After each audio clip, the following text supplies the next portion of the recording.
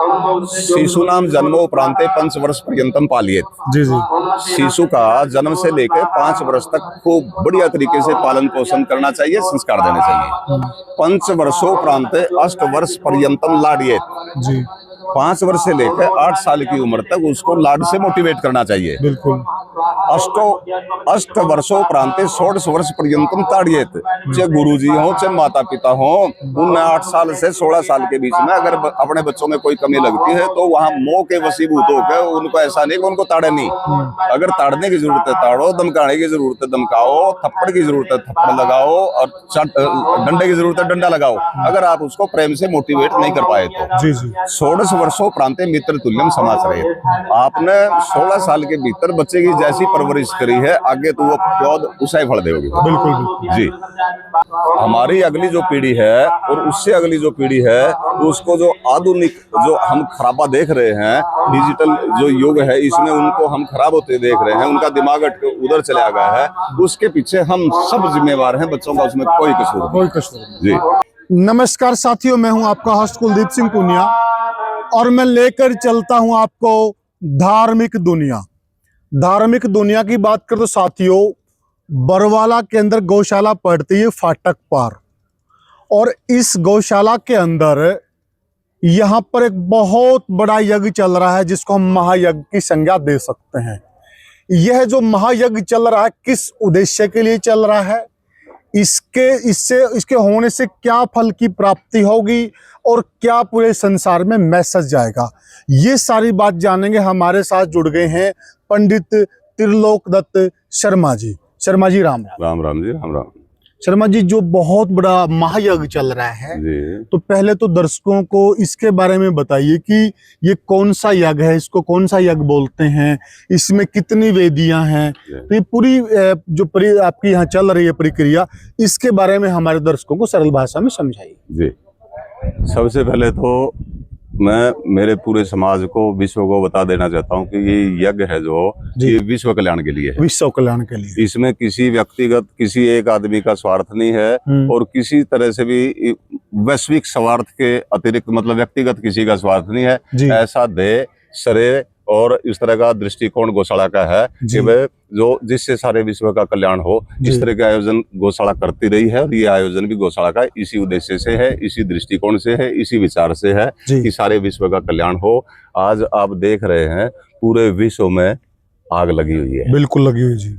आप देखिए पश्चिम की तरफ से पूर्ण रूप से आग लगी हुई है। कहाँ आर्मेनिया से चली थी, कहाँ अजरबैजान, कहाँ अफगानिस्तान, कहाँ यूक्रेन, कहाँ रूस, कहाँ लाल सागर का देख लीजिए आप, खाड़ी के देश अब प्रभावित हो गए हैं और भारत भी उससे कहाँ वंचित रहा है। 3 दिन का तो युद्ध यहाँ भी हुआ है। ठीक है। और 3 दिन के पीछे निपटने का जो मेन कारण है हमारा जो राजकाज है, हमारी जो मानसिकता है हिंदुस्तान की, वो दोषी को उसका दंड देकर फटाफट उसी काम नहीं हमें लगे रहना है। जी। और इस तरह की प्रेरणा, इस तरह की शक्ति हमारे जो देश में इस तरह के वैश्विक कर्म हो रहे हैं महापुरुषों के द्वारा, संस्थाओं के द्वारा, उसके करने से हमारे संसार में, हमारे राष्ट्र में, हमारे समाज में और हमारे सनातन धर्म में उस तरह की वो इच्छा शक्ति भी बलवती होती है और उतनी ताकत भी आती है, उतनी हैसियत बनती है कि जिससे हमारी प्रार्थना को स्वीकार करके भगवान उसमें वो शांति लाता है, सुख शांति रहती है और प्रजाओं का भला होता है। तो ये कौन सा यज्ञ है? इस यज्ञ का नाम है चतुर्वेद। चारों वेदों से युक्त है। इसमें चारों वेदों का पाठ होता है, चारों वेदों के मंत्रों से आहुति दी जाती है। चतुर्वेद समन्वित ये यज्ञ है, वो चारों वेदों से पारायण है और इसका नाम है श्री अति रुद्र महायज्ञ। हाँ, इसमें शुक्ल यजुर्वेद की 31 लाख आहुतियां दी जाएंगी। 31 लाख आहुतियां दी जाएंगी और इसमें सारा गाय का घी यूज हो रहा है और 8 दिन का ये यज्ञ है। 8वें दिन में अथा जो है भंडारा चल रहा है, उसमें भी गायों का घी यूज हो रहा है और सारा बिल्कुल एकदम शुद्ध मन से, शुद्ध भाव से, शुद्ध लोगों के द्वारा एकत्रित होकर के एक अच्छे उद्देश्य से दूसरों के लिए या समाज के लिए या राष्ट्र के लिए या पूरे विश्व की सुख शांति के उद्देश्य से इस यज्ञ का आयोजन गौशाला ने किया है। ये आपका गौशाला का थोड़ा पूरा पता, नाम वगैरह भी बता दीजिए। गौरक्षा, श्री गौरक्षा सेवा समिति गौशाला। ये अग्रवाल रोड है, अग्रवाल रोड के पास, रेलवे फाटक के पास गौशाला है। गौशाला। जी। अच्छा, इसमें जो यजमान शामिल होते हैं तो उनके लिए भी कोई विशेष क्रिया चाहिए, कोई विशेष संकल्प चाहिए, कोई विशेष शुद्धता चाहिए, क्या उनके लिए भी कोई तैयारी चाहिए पहले से? जिस प्रकार से मोदी जी ने जब प्राण प्रतिष्ठा की थी राम मंदिर में, जो वहां पे मूर्ति स्थापित हुई थी, उनकी प्राण प्रतिष्ठा हुई थी, तो उसके लिए वो 11 दिन से उस प्रक्रिया में शामिल हो गए थे। उन्होंने कुछ कर्म किए थे, उसके बाद वो यजमान की भूमिका में आए थे। तो इसके लिए भी ऐसी कुछ प्रक्रिया है? इसकी पूर्ण रूप से वैदिक प्रणाली है, वो पूर्ण रूप से वैदिक है, और वेद में जो तौर तरीका बताया गया है उसी हिसाब से बिल्कुल अनुपात में पैमाइश करके यज्ञशाला बनती है। उतने वैसे कुंड होते हैं, उतने ब्राह्मण होते हैं, उतने यजमान होते हैं जितने होने चाहिए कि जितने लाख आहुतियों के लिए जो यज्ञ किया जाए।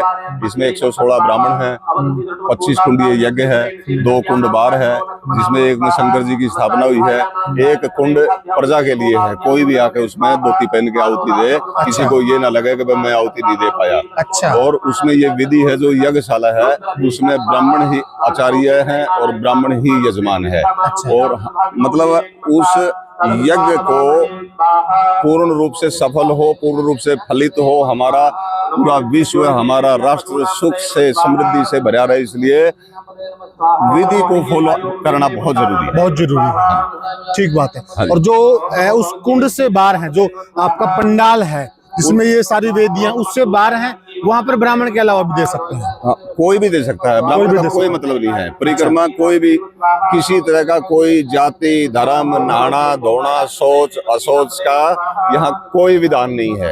यज्ञशाला के भीतर 100% वो फॉलो किया जा रहा है, उसको करना पड़ता है उसकी यज्ञ की सिद्धि के लिए। परिक्रमा में, भंडारे में, बाहर आहुति देने में, शंकर जी के पूजन होने में, हम एक दूसरे से मिलने में, प्रेम करने में, आओ भगत में, यहाँ कोई भेदभाव नहीं है। सब एक जैसे है, सारी प्रजा एक जैसी है, एक जैसी है, और एक जैसी देखने का सबका यहाँ नजरिया है। तभी तो विश्व के लिए किया जा रहा है, विश्व कल्याण के लिए किया जा रहा है। ये बहुत गजब की बात है जी हमारी संस्कृति की। हम वसुदेव कुटुंबकम को मानने वाले लोग हैं और उसी परंपरा को फॉलो करते हैं, और उस पे उसका निर्वहन भी हम करते हैं। परंतु अगर हम देखें आज जो सोशल मीडिया का युग है पंडित जी, उसके अंदर है ना, जो हमारी संस्कृति है वो धीरे धीरे मिटती जा रही है। हमारी संस्कृति के अंदर वेस्टर्न कल्चर धीरे धीरे घुसता जा रहा है। जो हमारी परंपराएं थी, शर्म थी, लिहाज थी, जो हमारे मूल्य थे, सिद्धांत थे, वो सारे चकनाचूर हो गए हैं। तो इसके लिए आप जो ये पीढ़ी आपको देख रही है, इनको क्या कहोगे? इसके पीछे जो आपका जो प्रश्न है कि भाई ये सब चकनाचूर होते जा रहा है, उसमें हमारी ही तो कमी है। हम खुद ही उतने संस्कृत नहीं हैं, सुसंस्कृत नहीं हैं, हम उतना वो कर नहीं पा रहे हैं, करवा नहीं पा रहे हैं, तो हमारे बच्चे कैसे कर पाएंगे? हम करते हुए उनको पाएंगे, वो हमें देखेंगे, हमसे सीखेंगे, फिर हम उनको प्रेरित करेंगे, फिर उनको आदेश देंगे, फिर उनसे करवाएंगे, तभी तो वैसा हो पाएगा। कहाँ बच्चों से ज्यादा गलती बड़ों की है। बच्चे तो वैसा सीखते हैं जैसा बड़ों को करते हुए देखते हैं। इसलिए हम सबका कर्तव्य बनता है, हम सबका दायित्व बनता है कि हम हमारी संस्कृति में, हमारी सुसंस्कृति में, हमारे वेद मार्ग में बिना किसी भेदभाव के, बिना किसी ईर्ष्या द्वेष घृणा के, हम सब मिलजुल के अपने लिए जैसे करते हैं वैसे पूरे विश्व के लिए कुछ ना कुछ हमें सोचना चाहिए, करना चाहिए। और हमारी अगली जो पीढ़ी है और उससे अगली जो पीढ़ी है, उसको जो आधुनिक जो हम खराबा देख रहे हैं, डिजिटल जो युग है, इसमें उनको हम खराब होते देख रहे हैं, उनका दिमाग उधर चला गया है, उसके पीछे हम सब जिम्मेवार हैं। बच्चों का उसमें कोई कसूर जी। एक जो यज्ञ वगैरह पहले हमारे बहुत ज्यादा होते थे, अब धीरे धीरे ये कम हुए हैं, तो ये ज्यादा हो इसके लिए मतलब किस परंपरा को फॉलो किया जाए, क्या किया जाए जो ये चीजें बढ़े, ताकि बच्चे सीखे? जो आप कह रहे हैं बात बिल्कुल सही है, बच्चे जब देखेंगे तभी तो सीखेंगे ना। युग का प्रभाव है, आधुनिकता का भी प्रभाव है, और जो है सीखना तो यही है कि अपने आसपास उस तरह के माहौल को क्रिएट करें कि जिससे बच्चे जो देखें वैसे हम गांव में रह रहे हैं, हम शहर में रह रहे हैं, हम जिस मोहल्ले में रह रहे हैं वहाँ कोई ना कोई सार्वजनिक संस्था होती है और होती है। सब बच्चों के आकर्षण का केंद्र वहाँ होना चाहिए और उनका कुछ समय संस्कृति और सुसंस्कृति सिखाने में उनका लगाना चाहिए और उसके पीछे उनको बनाने में भी और बिगाड़ने भी हम जो समाज हैं हमारा ही हाथ है। और जो इसमें कुछ न कुछ अच्छा, पहले कम था, पहले ज्यादा था, अब कम है, कल को फिर ज्यादा हो जाएगा, उसके पीछे भी हमारा ही हाथ है कि भाई हम जब रुचि से उस रास्ते पे बढ़े हैं तो ज्यादा हो गया है, जब रुचि घट गई है तो कम हो गया है, उसमें हमारा ही कसूर है। हमारा ही कसूर है। अच्छा, एक है ना जी, जैसे हमारा जो सनातन धर्म है ना, वो कहीं भी हमें कट्टरता नहीं सिखाता, परंतु कई जगह हम देखते हैं सनातन के नाम पर कट्टरता परोसी जा रही है, जो कतई सही नहीं है। वो कहीं न कहीं जो कट्टरता की बात करते हैं वो सनातन का ही नुकसान करे, इसके लिए आप क्या कहेंगे? सनातन का कतई कोई नुकसान नहीं हो रहा है। सनातन आकाश की तरह अथाह है और जो वायुमंडल है इसमें सब प्रकार की मिश्रित वायु जिस तरह से बह रही है अथाह, वो कभी समाप्त नहीं होती है। जैसे जल में जीवनी शक्ति सदा थी, है और रहेगी। और आज अकाल पड़ जाए, 10 साल राम ना बरसे, सब धरती सूख जाएगी। जब बरसात होगी तब धरती हरी हो जाएगी। जैसे धरती अपने गर्भ में बीज को छुपा के रखती है, उसी तरह प्रकृति और सृष्टि में समय समय पर, जैसे भक्ति काल में कितने लोग आए जिन्होंने देश को दिशा दी और दी। बात कट्टरता तो हिंदुस्तान तो, हिंदू धर्म तो, सनातन धर्म तो, और जो ये भरतखंड है इस पर जो जीवन शैली है इसमें कट्टरता का कोई मतलब नहीं है। जी जी। जो विपरीत है सनातन धर्म के, उन लोगों की कट्टरता की वजह से, उनके चुभने की वजह से कहीं ना कहीं आत्मरक्षा के लिए आप लोग कहीं ना कहीं अपने वो सुरक्षा के उपाय ढूंढते हैं। कोई सामना करता है तो कोई सुरक्षा का अपना उपाय खोजता है। आत्मरक्षा कट्टरता में नहीं आता। हाँ, नहीं, आत्मरक्षा कट्टरता में नहीं है और आत्मरक्षा के लिए कहीं कोई भी कदम उठा लेना कोई पाप नहीं है। हम दोबारा ये कहना चाहते हैं, अथाह आकाश की तरह सनातन धर्म स्वतंत्र है, उसमें सब लोग, सब धर्म, सब जाति, सब समाज स्वतंत्र रहे। कोई कहीं कुछ करे, कुछ कमाए, कुछ खाए, कोई बंधन तो नहीं किसी पे। सनातन धर्म तो बहुत स्वतंत्रता प्रदान करता है। उसको अगर कोई जरूर से ज्यादा छेड़छाड़ करेगा तो फिर उसको समाप्त होना पड़ेगा या उसको नुकसान पहुंचेगा। जो हिंदू धर्म में है, क्या ये एक बहुत बड़ी आप कमी नहीं मानते हैं क्या? क्योंकि हमारा ऐसा कुछ फिक्स ही नहीं है जिस वजह से हमारे बच्चे वो सीख नहीं पा रहे हैं।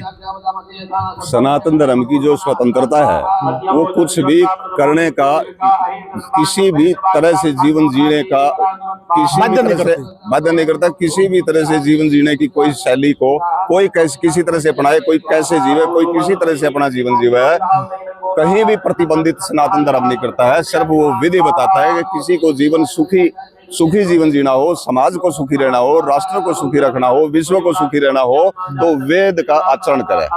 वेद जैसा मार्ग दिखाता है उसके अनुसार जीव है। रहे सुरक्षा की एक तरह की गारंटी है। वो बहुत अच्छा जो संप्रदाय है सिख धर्म जो है, और उनमें जैसे गुरु नानक देव जी का है, गुरु ग्रंथ साहब है, उसमें राम, राधे, ओम, गोविंद, गोपाल, गुरु जैसे वाक्यों से ही तो उसमें पूर्णता आती है। तब वेद का हुआ, वे तो है ही नहीं। एक सवाल बहुत बड़ा है, अभी हुआ है, अभी एक गुरु पर हमला हुआ, गुरु की हत्या कर दी गई अपने बास गांव के अंदर, और एक गुरु पर हमला हुआ है कैथल डिस्ट्रिक्ट में। तो जो गुरु और शिष्य का एक रिश्ता होता था, जो आदर भाव होता था, वो बिल्कुल खंडित होता जा रहा है। क्या अभी समय नहीं आ गया है बच्चों को धार्मिक शिक्षा भी दी जाए, स्कूल में धार्मिक शिक्षा भी अनिवार्य कर दी जाए? इसमें हमें लगता है सब लोग कसूरवार हैं। सबसे पहले तो बच्चे के माँ बाप हैं, वैसे अपने बच्चों को संस्कार क्यों नहीं दिए। फिर आधुनिक युग का भी कसूर है, वह जो डिजिटल जमाना आप कहना लगे उसका भी, वो सुविधा है तो वो दुविधा भी है। यस, बिल्कुल ठीक है ना जी। और स्कूल में भी उस तरह का, जैसे पहले हम लोग प्रार्थना करते थे और करते थे, गुरुओं के पांव छूते थे और करते थे, वो संस्कार जैसे समाप्त से हो गए हैं, जैसे सेपरेट कर दिया उनके ऊपर। और बच्चे और शिक्षक आपस में इतने से बल्कि शिक्षक डरते हैं। आप 8वीं तक के बच्चों को धमका नहीं सकते हैं, उनको चांटा नहीं लगा सकते हैं, उनको फेल नहीं कर सकते हैं। कहाँ तक आपकी संस्कृति बचेगी? पात्र तो हम बनने से पहले से ही वंचित करने की कैटेगरी में डाल दिया बच्चों को। अरे देखो, हम एक बात कह रहे हैं आपसे, शिशु नाम जन्मोपरांते 5 वर्ष पर्यंतम पालियेत। जी जी शिशु का जन्म से लेकर 5 वर्ष तक खूब बढ़िया तरीके से पालन पोषण करना चाहिए, संस्कार देने चाहिए। 5 वर्षोपरांत 8 वर्ष पर्यंतम लाडियेत। जी 5 वर्ष से लेकर 8 साल की उम्र तक उसको लाड से मोटिवेट करना चाहिए। बिल्कुल। अष्ट वर्षोपरांत 16 वर्ष पर्यंतम ताड़ियेत। चाहे गुरुजी हो चाहे माता पिता हो, उन 8 साल से 16 साल के बीच में अगर अपने बच्चों में कोई कमी लगती है तो वहां मोह के वशीभूत होकर उनको ऐसा नहीं कि उनको ताड़े नहीं। अगर ताड़ने की जरूरत है ताड़ो, धमकाने की जरूरत है धमकाओ, थप्पड़ की जरूरत है थप्पड़ लगाओ और डंडे की जरूरत है डंडा लगाओ, अगर आप उसको प्रेम से मोटिवेट नहीं कर पाए तो। जी जी 16 वर्षों प्रांत मित्र तुल्यम समाज रहे। आपने 16 साल के भीतर बच्चे की जैसी परवरिश करी है, आगे तो वो पौध उसे फल देगी। बिल्कुल बिल्कुल जी। तो साथियों, हमने बात की त्रिलोकदत्त शर्मा जी बहुत ही वरिष्ठ विद्वान है, बहुत ही उस कोटि की विचारधारा रखते हैं। हमने जो पूछा इन्होंने एक एक बात का सरलता से जवाब दिया। आपको हमारी वार्तालाप कैसी लगी हमें कमेंट सेक्शन में जरूर बताइएगा और वीडियो को ज्यादा शेयर कीजिएगा, चैनल को सब्सक्राइब कीजिएगा। फिर मिलेंगे किसी और वीडियो में किसी और मुद्दे पर, तब तक के लिए राम राम। हर हर महादेव। हर हर